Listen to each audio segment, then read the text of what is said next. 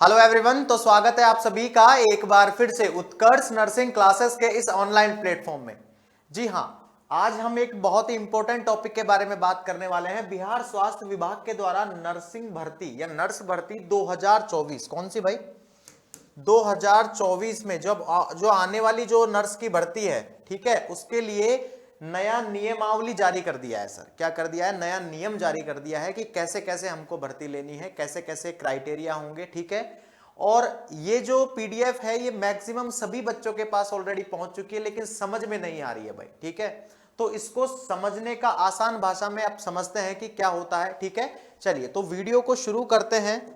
सबसे पहले याद रखिएगा, बिहार स्वास्थ्य विभाग की क्या है, ये अधिसूचना है। अधिसूचना का मतलब होता है नियमावली है। ये नियम बना दिए बिहार ने कि भाई ऐसे ऐसे हम क्या करेंगे, भर्तियां लेंगे, ठीक है। क्योंकि अभी हाल ही में आप लोगों ने देखा होगा बिहार सीएचओ के अंदर, ठीक है, तो उसके रिगार्डिंग अब एक नई नियमावली आ चुकी है।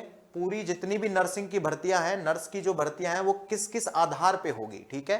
तो इसको आराम से हम क्या करते हैं, समझते हैं। तो देखो सीधा सा लिखा है इसके अंदर, सीधा सा लिखा है इस पैराग्राफ के अंदर कि यह नियमावली बिहार परिचारिका संवर्ग नियमावली 2024 कही जा सकेगी। कहने का मतलब है 2024 के अंदर यह नियमावली आई है, तो अब से यही लागू होगी और इसी के बेसिस पर आने वाली जो नर्स की वैकेंसी है वो होगी, ठीक है। चलिए इसके अलावा ये तो परिभाषाएं लिख रखी है कि किस किस से संबंधित है, क्या क्या है, ठीक है, संवर्ग का गठन वगैरह क्या है, ठीक है। नेक्स्ट हम बात कर लेते हैं भर्ती की। क्या बात कर लेते हैं? भर्ती की। तो बिहार स्वास्थ्य विभाग के द्वारा जो नियमावली दी गई है उसके अंदर क्लियरली लिखा है भाई, क्या लिखा है कि इस संवर्ग में नियुक्ति मूल कोटि के पद स्टाफ नर्स पदों पर तो सीधी भर्ती और प्रतियोगी परीक्षाएं, क्लियरली लिखा है इसके अंदर, सीधी भर्ती और प्रतियोगी परीक्षा नियम 8 सेकंड में निर्धारित प्रक्रिया की आयोग की अनुशंसा के आधार पर होगी। आप बोलेंगे सर इसके अंदर तो सीधी भर्ती भी लिखा है। अरे भाई सीधी भर्ती लिखा है लेकिन मूल कोटि लिखा है इसके अंदर। क्या लिखा है? मूल कोटि। और मूल कोटि का मतलब क्या होता है? तो याद रखिएगा, मूल कोटि का मतलब होता है कुछ कुछ भर्तियां जो कि डायरेक्ट पदों पर भर्ती होती है। हायर लेवल की जो भर्तियां होती है वो डायरेक्ट लेवल पे होती है, वही सीधी भर्ती से होंगी, अदरवाइज प्रतियोगिता परीक्षा के दौरान ही होगी। पहले बिहार के अंदर क्या होता था, जीएनएम लेवल की जो भर्ती होती थी या फिर बीएससी नर्सिंग, इनकी जो भर्ती ले करते थे बिहार के अंदर वो परसेंट बेसिस पर करते थे, ठीक है। हाँ, मेरिट बेसिस पर, परसेंट बेसिस पर करते थे। अब इसके अंदर क्लियरली लिख दिया प्रतियोगी परीक्षा के दौरान की जाएगी। क्लियर है? हालांकि इसके अंदर सीधी भर्ती भी लिखा है लेकिन मूल कोटि इसके अंदर जोड़ दिया है कि कोई जो स्पेशल जो पोस्टेज होती है हायर लेवल पर वही क्या होंगी, सीधी भर्ती के आधार पर होंगी, अदरवाइज प्रतियोगिता परीक्षा के आधार पर क्लियरली होंगी, ठीक है। उसके बाद आप सभी के सामने इसने दे दिया है, क्या दे दिया है, सीधा सीधा दे दिया है कि कितनी कितनी एलिजिबिलिटी क्राइटेरिया होना चाहिए। क्लियर है? अहर्तताएं लिखा है, मतलब एलिजिबिलिटी क्राइटेरिया सीधा सा लिखा है। मूल कोटि के पद पर सीधी भर्ती के द्वारा नियुक्ति के लिए न्यूनतम शैक्षणिकता क्या होनी चाहिए संस्थान से। कहने का मतलब है या तो वो बिहार का क्या होना चाहिए, बिहार का स्टूडेंट होना चाहिए, ठीक है। और अगर आउटसाइड द बिहार है, ठीक है, जैसे राजस्थान के बच्चे हैं जो फिल कर रहे हैं, ठीक है, उनकी जो कॉलेजेस है, जैसे राजस्थान का कोई बच्चा है वो बिहार का एग्जाम का क्या हो रहा है, फॉर्म फिल कर रहा है, तो जो उसकी जो कॉलेज है उसको आईएनसी से मान्यता प्राप्त होनी चाहिए। किससे मान्यता प्राप्त होनी चाहिए? आईएनसी, ठीक है, हाँ, इंडियन नर्सिंग काउंसिल से उस कॉलेज को मान्यता प्राप्त होनी चाहिए, तब जाकर ही वो एलिजिबल हो पाएगा। क्लियरली लिखा है इसके अंदर, ठीक है। जीएनएम कोर्स के अंदर उत्तीर्णता, जीएनएम का आप सबमिशन साथ में लगा सकते हैं बीएससी के साथ भी, ठीक है। जीएनएम और बीएससी दोनों है, आगे बताऊंगा मैं आपको, ठीक है। और परंतु बिहार राज्य के बाहर अवस्थित संस्थानों के मामले में ये लिखा है, देखो क्लियरली लिखा है, भारतीय उपचर्य परिषद नई दिल्ली, कहने का मतलब है आईएनसी के क्या होना चाहिए, रजिस्टर्ड होना चाहिए। क्लियर है? क्या कॉलेज होनी चाहिए उसकी रजिस्टर, ठीक है, तभी जाके वो क्या कर पाएगा। ऐसा नहीं है कि मान लो राजस्थान का कोई कॉलेज है वो सिर्फ आरएनसी से सर्टिफाइड हो, नहीं, आईएनसी से भी क्या होना चाहिए, सर्टिफाइड होना चाहिए। क्लियर है? उसके बाद उम्र सीमा तय की कर दी है सर, ठीक है। फॉर्म फिल की नर्स भर्ती 2024 की जो नया नियमावली नियम बना दिया है उसके अंदर उम्र भी फिक्स कर दी है। उसके अंदर सबसे जो न्यूनतम उम्र है वो 21 वर्ष कर दी है। कितनी वर्ष कर दी है? 21 साल। ये तो हो गई है मिनिमम, ये तो मिनिमम कर दी है, 21 साल की एज तो मिनिमम कर दी है। इसी के साथ याद रखिएगा सीधा सा लिखा हुआ है, और जो मैक्सिमम जो क्या आती है एज आती है, वो आपको जब नोटिफिकेशन आएगा, जैसे कोई भर्ती लेते हैं बिहार के अंदर, नोटिफिकेशन आएगा उसके अंदर ही आएगी आपके पास, ठीक है, कि हायर कितनी करते हैं। न्यूनतम इन्होंने घोषित कर दिया कि 21 वर्ष से कम वाला नहीं चलेगा, 21 वर्ष से ज्यादा होना चाहिए, और 21 वर्ष भी 1 अगस्त तक कंप्लीट हो जाना चाहिए। क्लियरली लिखा है, विज्ञापन प्रकाशन वर्ष की 1 अगस्त को उम्र के अवधारण की कट ऑफ डेट माना जाएगा।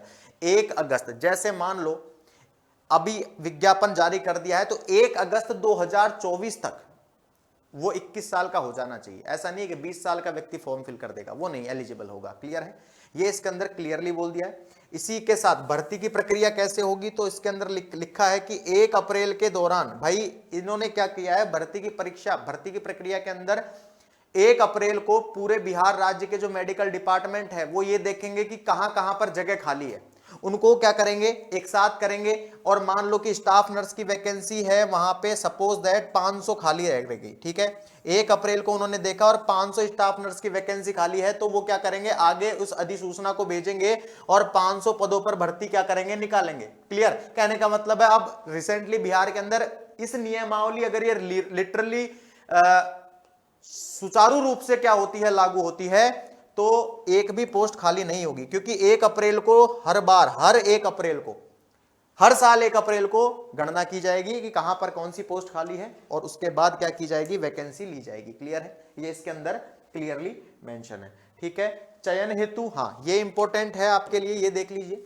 सिलेक्शन का जो क्राइटेरिया होगा वो क्या होगा, 75 अंक हैं वो आपके पाठ्यक्रम से होंगे। क्लियर है, जैसे जीएनएम है कोई या बीएससी नर्सिंग है तो इनका होगा 75% जो अंक है वो ओनली सिलेबस पे होंगे, सिलेबस के होंगे।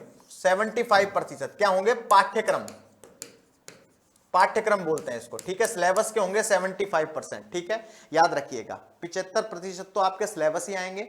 इसके अलावा आप बोलेंगे सर ये 25% का क्या रेशो है, तो 25% का सीन ये है जो बच्चे ऑलरेडी संविदा पे काम कर रहे हैं। किस पे काम कर रहे हैं, संविदा पे काम कर रहे हैं, उनको क्या दिया जाएगा, बोनस दिया जाएगा। क्या दिया जाएगा, बोनस दिया जाएगा। अब वो बोनस भी कैसे देंगे देख लेना। तो ये बोनस हम इस हिसाब से दे रहे हैं कि अगर 1 साल का एक्सपीरियंस है तो 5 अंक देते हैं। कितने अंक देंगे, 5। और 5 साल का एक्सपीरियंस है तो 30 अंक देंगे। कितने देंगे, 25। कितने, 25 अंक देंगे। तो इस हिसाब से संविदा वालों को अंक दिए जाएंगे। लिखा है कि 5 अंक अधिकतम 25 दिए जाएंगे। क्लियर है, ये याद रखिएगा। ठीक है, इसी के अंदर फिर एक और चीज कही गई है। क्या कहा गया है कि मान लो किसी बच्चे ने संविदा पे काम किया है 3 साल, उसको 15 अंक हमने क्या कर दिए हैं, बोनस के दे दिए हैं बिहार सरकार ने। कितने दे दिए हैं, 15 अंक बिहार सरकार ने दे दिए हैं। लेकिन उसका एलिजिबिलिटी क्राइटेरिया भी है सर, उसको 32 नंबर पेपर के अंदर लाने होंगे तभी वो इसके अंदर इंक्लूडेड होगा, अदरवाइज नहीं होगा। ठीक है, चलिए उसके अलावा स्पष्टीकरण के अंदर क्लियरली दे दिया है कि मेरिट किस बेसिस पे निकाली जाएगी। क्लियर, जैसे सपोज करिए 100 नंबर का पेपर आया है आपका, ठीक है, समझ लीजिएगा 100 नंबर का आपका पेपर आया है, बिहार वाले बच्चे स्पेशली, सभी बच्चे वैसे, लेकिन सुन लीजिए 100 नंबर का पेपर आया, इसके अंदर आपके 60 नंबर आ रहे हैं। कितने नंबर आ रहे हैं, 60 नंबर आपके आ रहे हैं। तो 60 नंबर को मल्टीप्लाई किया जाएगा 75 से। कितने से, 75 से, और तब जाके आपकी जो परसेंट निकल के, जैसे 52 या 53 जितना भी अप्रोक्स निकल के आता है, उस हिसाब से आपकी मेरिट बनेगी इसके अंदर। ठीक है, अब से यही होगा बिहार सरकार के मेडिकल डिपार्टमेंट के भर्तियों के अंदर। क्लियर है। उसके अलावा वरीयता की बात करें तो प्रोत्साहन, हाँ उसके बाद सीधा सा बता दिया गया है कि आपका प्रमोशन कैसे कैसे होगा। तो सबसे पहले तो स्टाफ नर्स की भर्ती है, ठीक है, वो उस पर लेंगे। उसके बाद कुछ बात, पहली प्रोन्नति मतलब फर्स्ट प्रमोशन होगा आपका मैट्रॉन, मैट्रॉन होता है, उस पोस्ट पे होगा स्टाफ नर्स से। और उसके बाद सीधा सा हो जाएगा एनएस, नर्सिंग अधीक्षक, नर्सिंग सुपरिटेंडेंट, एनएस के अधीक्षक हो जाएगा। क्लियर है, याद रखिएगा।